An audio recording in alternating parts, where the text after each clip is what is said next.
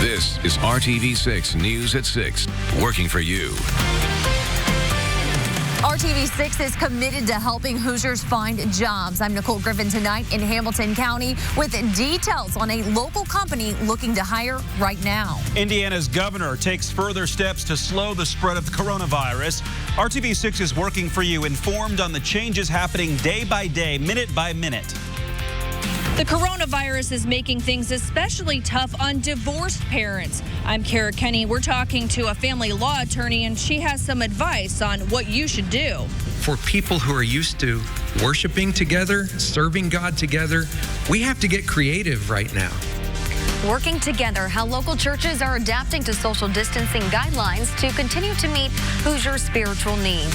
RTV6 is still out there working for you, even as the streets of cities across central Indiana sit unusually quiet tonight. It seems every day downtown Indianapolis becomes more deserted as people distance themselves and work from home to slow the spread of the coronavirus, COVID-19. And before anything else, though, we need to get over to your forecast on this Storm Team 6 alert day. Chief Meteorologist Kevin Gregory is tracking some potentially severe weather tonight. Kevin. I think our severe weather threat will continue to increase between now and 11, especially in the southern half of the state. Damaging wind, large hail, even tornadoes, isolated tornadoes, all possible tonight. Let me show you the only watch that impacts the viewing area at this point, flash flood watch. Rainfall rates could exceed, an inch and a quarter an hour in the southern half of the state tonight, so we'll be aware of that. There's your tornado watch just south of Bedford, Mitchell, Brownstown, and Seymour. And the thunderstorms lining up over in Illinois. There's been one tornado warning associated with the southern end of this along Interstate 64.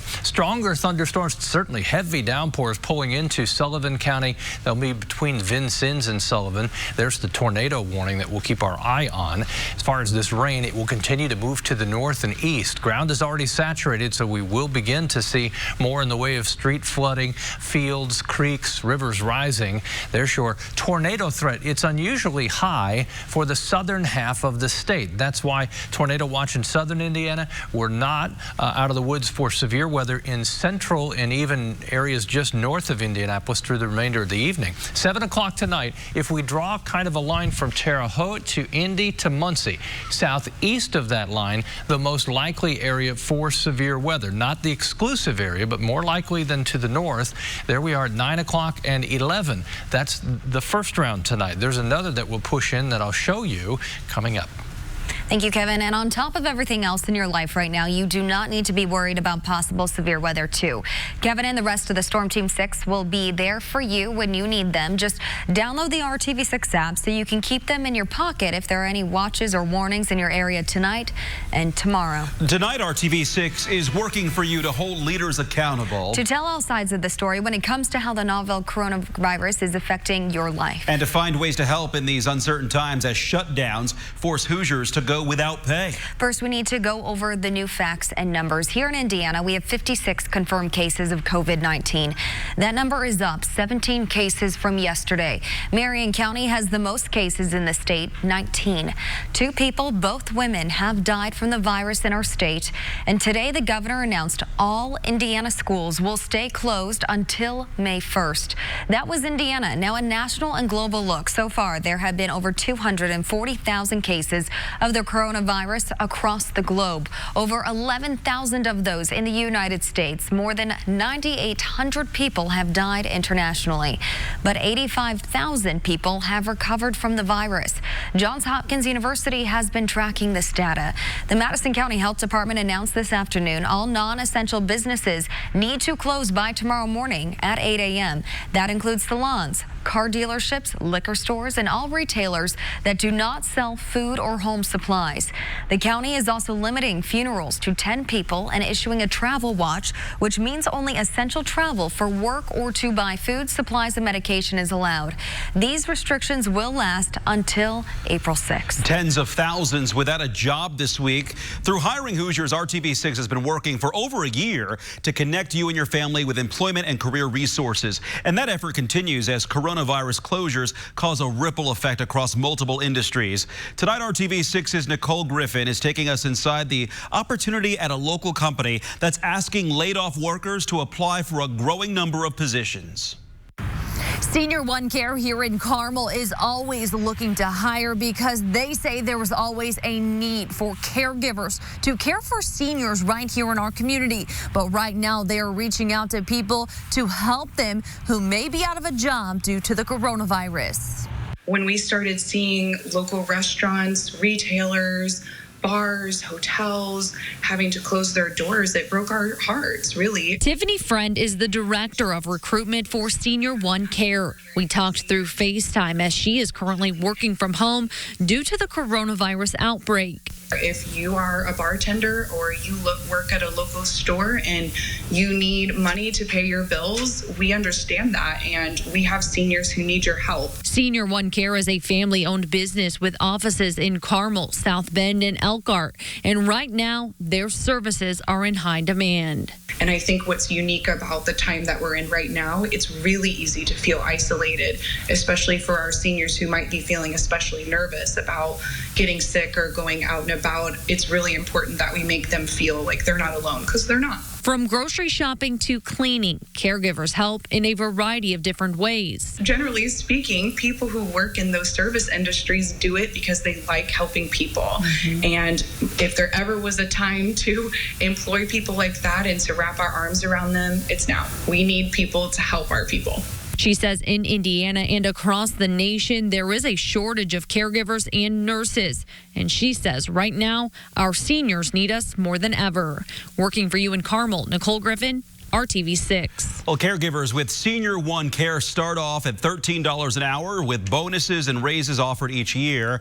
They also own and operate a certified nursing assistant training school, which allows caregivers to earn their CNA license for free. We learned today more than 22,000 Hoosiers have filed for unemployment in the last 4 days. It is RTV6's goal to help as many of those people as possible get to employment back on track. To see these Senior One Care jobs and all of our Hoosier career profiles, just head to the RTV6 app and hiringhoosiers.com. More developments tonight to fight the coronavirus. Changes impacting schools, people wanting to be tested for COVID-19, and workers across the state. RTV6's Stephanie Wade has been at the State House all day and is working to keep us informed. Perhaps the biggest announcement here today at the State House, Governor Holcomb moving to close all schools through May 1st with the potential for permanent closure for the rest of the school year. If, by some miracle, we get students back this year, we'll use that time in class for instruction, not cramming for tests. The governor also canceling all student assessments for the 2019-2020 school year, including iRead, iStep, and iLearn. As students' tests are canceled, testing for the coronavirus is just ramping up. State Health Commissioner Dr. Chris Box says there will be plenty more testing over the weekend. To date, we have received over 400 results, and you should expect to see the number of Hoosiers that are tested growing quickly. Reiterating, though, the younger population with mild symptoms do not need to be tested right now. As for the economy, the governor says the unemployment rate is at 3.1% right now. We had 3,100 Hoosiers file for unemployment insurance benefits this week last year. Over the course of the last 3 days, the same week a year later, Monday, Tuesday, Wednesday, we've had 22,583 Hoosiers file. When RTV6 asked about companies not taking precautions to protect their workers, as we've heard from some viewers, he replied, to think that anyone would jeopardize someone else's health and safety, and I would just appeal to their sense of decency to adapt to the facts. And should we need to take further steps, we will. Working for you, Stephanie Wade, RTV6. Stephanie, thank you for that. And the governor is also delaying state income tax payments from April 15th to July 15th. There will also be no evictions or foreclosures during this public health crisis. And the governor says he wants to postpone the May primary election. But the state has not officially decided that yet. Coronavirus concerns are making things especially tough on divorced parents. RTV6's Kara Kenny joining us now with how some families are getting through this time and what family law attorneys say you should do. The city-county building is where most parents go when they're having a dispute over parenting time. But amid the coronavirus, most hearings are now on hold, which means divorced parents are left to figure things out on their own. Kelly Hage is a divorced mother with 2 children. Being divorced during this situation takes a lot more coordinating. She shares 50-50 custody with her ex-husband. In their arrangement, they swap every couple of days. Thankfully, he lives nearby. But her ex just had surgery and was hospitalized for months. So Kelly is trying to make sure everyone stays healthy and honor their arrangement. We have a custody schedule to adhere to, but also 2 different households. So there's a whole lot of exposure, and then also the risk of him being exposed to something, inadvertently from our children. So having them home is nice. We don't want the kids to get the germs at school and everything, but, there's a lack of control. I can't control the germs in his household.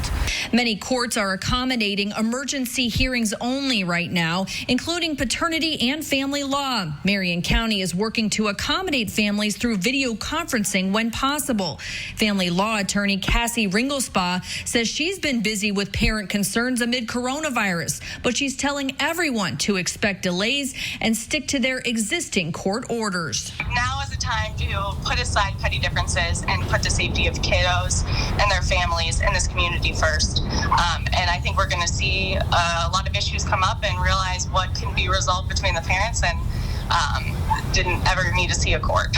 Kelly is thankful she and her ex-husband get along. We are at a good point. We have a good relationship. It wasn't always that way. But she realizes many divorced parents aren't there yet. It's already hard to be a divorced parent. It's already hard to try and co-parent. And so right now, I think the most important thing that I take from this is putting my kids first. And I know that my ex feels the same way. And I think that parents who are going through this just have to try and take it day by day and put their kids at the forefront of what's going on.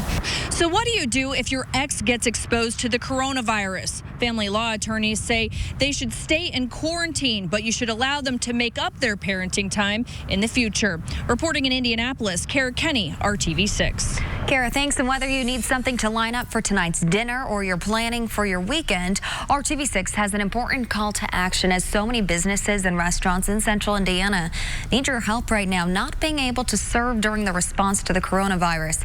We have got a full list of places open for business right now on our homepage at theindychannel.com. And working for you, working together, we at RTV6 are holding ourselves to a high standard to show another side of the story, where people are linking up to solve this thing. Still ahead, how local faith leaders are working together to bring peace and love right into homes and hearts. Today would have marked the beginning of the NCAA tournament. Instead, Butler and so many others are sitting home. Day First catches up with Butler's head coach as the team looks for closure on the season.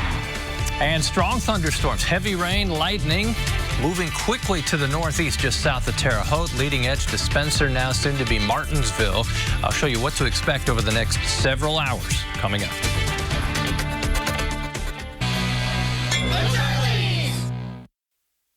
This is RTV6 News at 6, working for you. Working together, RTV6 is going all in, finding stories of how you are cooperating and innovating to solve the problems arising from COVID-19 spread. Working together, church leaders and local businesses are putting in extra hours to make sure Hoosiers' spiritual needs are met. They're faced with the unique challenge of trying to bring together people to worship while also following social distancing guidelines. RTV6's Megan Sanctorum explores how they plan to do that. Between music, live streams, and phone calls, church leaders are trying to find creative ways to stay connected. These are very challenging times for everybody, for people who are used to worshiping together, serving God together. We have to get creative right now. David Faust is the associate minister at East 91st Street Christian Church. Today, a small group met there to create short music videos for people of all faiths. The church is also setting up a program called Listening Ear and a Virtual Hug, making sure everyone has someone to talk to over these next few weeks. Faust says communion is a big part of their Sunday worship, so this weekend they'll host a drive-through station. To have the opportunity to partake in communion, even though we can't gather together in church buildings like usual, is very important to us. So we provide these little communion packets that have the bread and the juice. They're all ways churches are adapting as people turn to their faith and each other during uncertain times. God's people can meet the needs of others around them. We can point people to the hope that we have in the Lord. We can encourage one another and help one another in practical ways. Working for you, Megan Sanctorum, RTV6. And thank you, Megan. We've got a lot to talk about here. Mark and Amanda, if I start talking too quickly, just go like that. I'll get the message. The threat for severe weather continues to increase from now through the early overnight hours, especially southern half of the state. That does include a flooding threat. If you haven't been out recently, step outside. Look at the warmth. 67 in Terre Haute and Indianapolis at 63, Bloomington at 63. Instead of heat and humidity, let's call it mild and humid. The dew point temperature, when it moves into the 60s, you start to notice that that is one piece of the puzzle for severe weather. Plenty of moisture around. Again, just to reinforce, wind, hail, tornado, all threats tonight, as well as flash flooding, especially in the southern third of the state. As you look at the radar now, Kokomo about ready to have a downpour, and then Newcastle toward Muncie. This is what we're watching as far as a little more strength and organized showers and thunderstorms pushing through Spencer, Bloomington to Martinsville. Broader view of that. This will continue to move to the north and east along and south of Interstate 70. All of central Indiana included in the severe risk tonight, either slight or enhanced through the overnight hours. 7 o'clock, and we'll continue with this theme until I'm proved wrong, but Terre Haute to Indy to Muncie southeast, the most likely to see this current wave. By 9 o'clock, that's closer to Interstate 64. Then at 11 o'clock, watch another push along the same area. That's why I think when we look at this in the rearview mirror, some spots, especially south of Bedford, Seymour, you could have 2 to 3 inches of additional rainfall, less than that by far, north and west of Indy. Friday plan on temperatures falling through the day. You'll wake up, it will be mild, the rain will be ending, 60s in the morning, 30s in the evening. Dry for the weekend, but much, much cooler. Kevin, thank you. Today would have marked the official start of the basketball tournament called the Big Dance, the annual NCAA tournament. But like so many other events, it was canceled a week ago tonight, leaving so many successful schools wondering how the tourney might have played out, including Butler. RTV6 Sports Director Dave First on the Dogs' March sadness in the Sports Extra Spotlight. No more packed arenas, no more trip, no more tourney. What a strange week for the Butler Bulldogs. Can you believe here we are, March Madness was supposed to start, and everyone's sitting at home? If you rewind the tape to last Thursday, Wednesday and Thursday, you know, it was obviously a shock to the sports world. For Butler, they were at the team hotel getting ready for their Big East tourney game against Providence when they watched, like the rest of us, Creighton and St. John's reach halftime when Big East Commissioner Val Ackerman pulled the plug on the tournament. And then around 5:30, a team meeting to hear the NCAA did the same to its own tournament. Regardless of how optimistic any team would be, it's an abrupt end to the season for everyone. I mean, at least you would play a game or two. Heck, the season is just over like that, man. No question. This was certainly unique just because no one even had the opportunity to go out and lose, to lose. But there was a lot of tears shed at when we had that 5:30 meeting. It was, I cried, they cried. There was a lot of tears in there just knowing this group doesn't get to do it together anymore. That includes the end of college careers for Sean McDermott, first-team All-Big East guard Kamar Baldwin, along with the outgoing Henry Badley and Derek Smits. I think they have a ton of self-satisfaction in knowing every time they got to be together, they were for each other. We enjoyed the heck out of the ride. A ride that saw the Dogs climb as high as a school record 6th in the Associated Press poll. 22 wins all told, most in a couple of years. Sadly, nothing but handshakes, pats on the back, and what ifs now. If they feel satisfied in all this, I mean, you did a great job as a father figure and a coach and a mentor, because this is as trying as it gets, I think, in college basketball, man. No question. There's a whole. It's like, what could we have done? There's. You think of so many teams across the country, so many players across the country, coaching staffs. Everybody has that. Man, what could we have done had it all played out? No one knows the answer to that. There's perspective in there, although it's difficult. Well, at least the Butler seniors leave with a few NCAA tournament games under their belt. Many of the other players have yet to play in a tournament game. They hope next year they'll have that chance. For the first time in its 110-year history, Indiana's boys basketball state tournament has been canceled. Today, the IHSAA announced it will not be able to resume games. They had hoped to play regionals last weekend. That plan was canceled, called off last Friday. IHSAA officials say that they will have an update on spring sports in the near future. We'll be right back. 2020 Nissan Altima. When severe weather threatens, conditions can change quickly. So it's important to know what actions you should take if a watch or warning is issued for your area. A severe thunderstorm or tornado watch means just that, to watch for changing weather conditions and possible severe weather. A watch is usually issued for several hours at a time and covers a large portion of the state. A warning, on the other hand, is issued when severe weather is likely to occur, typically within the next few minutes. A severe thunderstorm warning usually covers a small area, either part of a county or a small group of counties. That warning is issued when a storm has the potential to produce damaging winds and/or large hail. And a tornado warning means that either a tornado has been spotted or the National Weather Service has detected one on radar. When a warning is issued, you need to put your severe weather action plan into place. And this is a night where we may have some of those warnings, so stay tuned. Kyle's here with me now. Strongest storms between Spencer and Bloomfield. That's all for now. Thanks for watching.